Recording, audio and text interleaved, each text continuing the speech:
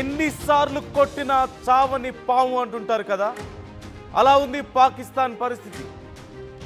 మొన్న మధ్యనే మనం చూసాం, భారతదేశం ఆపరేషన్ సింధూర్ చేపట్టిన తర్వాత భారత్తో యుద్ధానికి దిగి చావు దెబ్బలు తిని కొన ఊపిరితో భారత్ జాలిపడి వదిలేస్తే బ్రతికీడుస్తున్న పాకిస్తాన్ మళ్ళీ తన వంకర బుద్ధిని,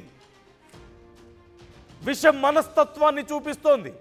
మరోసారి భారత్ మీద కయ్యానికి కాలు దువ్వుతోంది పాకిస్తాన్. ఎల్ఓసి వెంబడి పాకిస్తాన్ కవ్వింపు చర్యలకు పాల్పడుతోంది.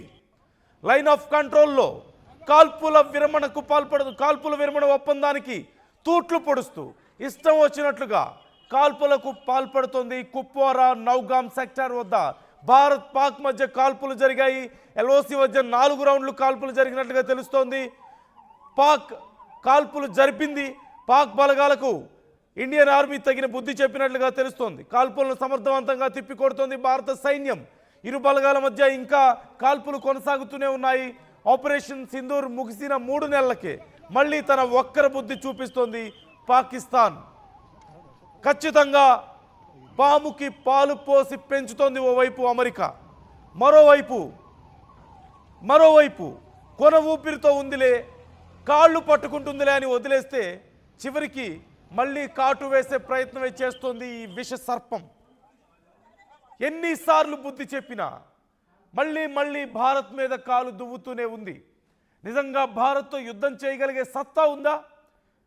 ధైర్యంగా ఫేస్ టు ఫేస్ భారత్తో యుద్ధం చేయగలుగుతుందా అంటే లేదు.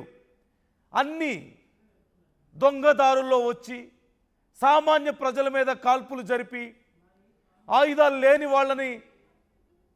లేని వాళ్ళని కాల్చి చంపి ఇలా తన ఒక్కర బుద్ధితో ఎప్పుడు ఏదో ఒక రకంగా భారతదేశాన్ని నష్టం చేయాలని చూడడమే తప్ప నిజంగా ధైర్యంగా భారతదేశంతో యుద్ధం చేయగలిగే సత్తా పాకిస్తాన్కి లేదని పాకిస్తాన్కి కూడా తెలుసు.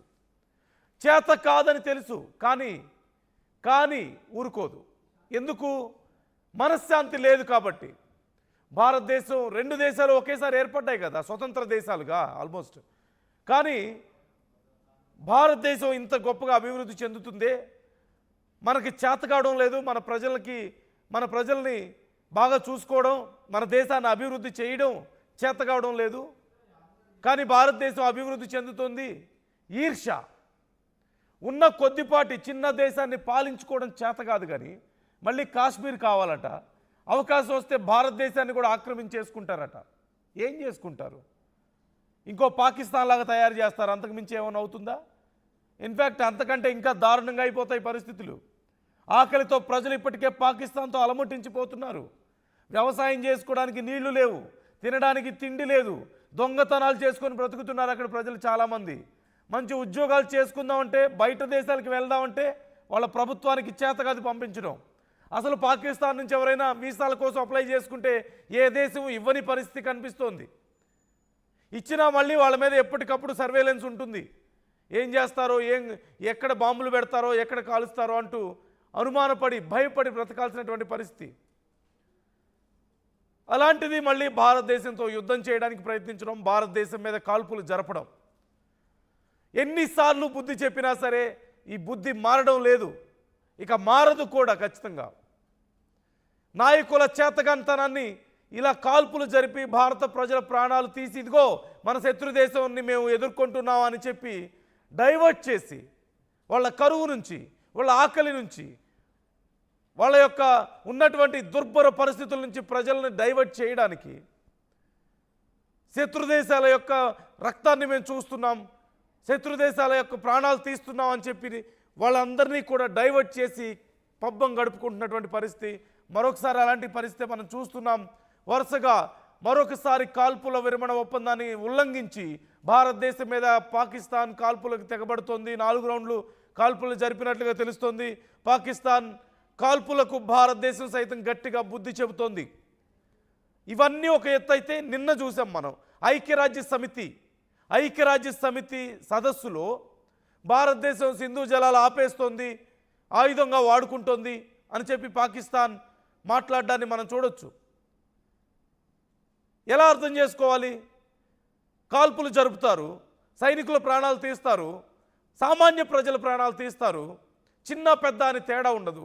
హాస్పిటల్స్ మీద దాడి చేస్తారు, స్కూల్స్ మీద దాడి చేసి చిన్న చిన్న పిల్లల ప్రాణాలు తీస్తారు. మృగాల కంటే హీనంగా ప్రవర్తిస్తున్నారు, రాక్షసంగా ప్రవర్తిస్తున్నారు. అసలు మనుషులని చెప్పుకోగలుగుతారా? మళ్ళీ వచ్చి నీతి సూక్తులు వల్లవేస్తారా? భారతదేశం ఆయుధంగా వాడుకుంటుంది సింధు జలాలని. అఫ్కోర్స్ వాడుకుంటాం, అది మా చేతగాంతనం కాదు. ఇన్ని రోజులు ఇవ్వడం అనేది మా మంచితనం.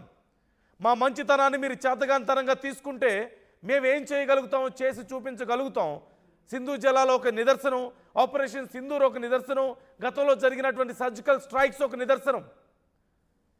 ఇంకొద్దిగా ఏమన్నా మొన్న జరిగినటువంటి యుద్ధంలో మీకు జరిగినటువంటి నష్టం ఒక నిదర్శనం.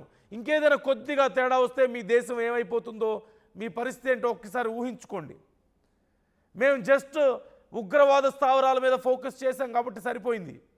అక్కడ ఉన్నటువంటి ఉగ్రవాద నాయకుల మీద, అంటే రాజకీయ నాయకులుగా చలామణి అవుతున్నటువంటి ఉగ్రవాద నాయకుల మీద ఫోకస్ చేస్తే ఒక్క రాజకీయ నాయకుడు మిగిలి ఉన్నాడు అక్కడి నుంచి మాట్లాడడానికి.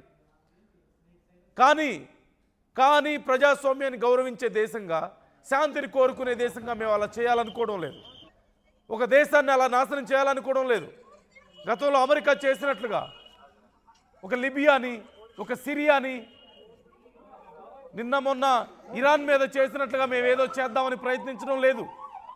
అక్కడి నాయకుల్ని ఎలిమినేట్ చేసి, థ్రెట్గా భావించి ఎలిమినేట్ చేసి ఆ దేశాలని ఒంటరిగా అనాథలుగా వదిలేయడం మాకు ఇష్టం లేదు. కాబట్టి ఇంకా బంగ్లాదేశ్ లాంటి దేశాలకు, శ్రీలంక లాంటి దేశాలకు భారతదేశం ఎంత సహాయం